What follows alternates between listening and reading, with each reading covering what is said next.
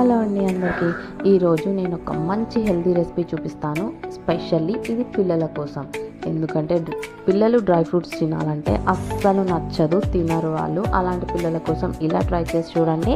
And వాళ్ళు ఇష్టంగా కూడా తింటారు. ఇది తినడానికి కూడా టేస్టీగా ఉంటుంది అండ్ పిల్లలకు కూడా మనం ప్రోటీన్స్ అందించినట్లు ఉంటుంది.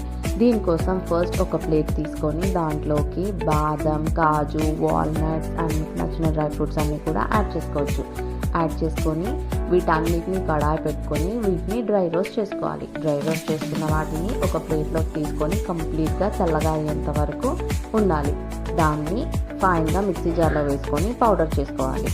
పౌడర్ చేసుకున్న దాన్ని పక్కన పెట్టుకోవాలి. ఇప్పుడు అదే కడాయి పెట్టుకొని అందులో నెయ్యి వేసుకొని నెయ్యి హీట్ అయిన తర్వాత దాంట్లోకి కిస్మిస్, డేట్స్ యాడ్ చేసుకోవాలి.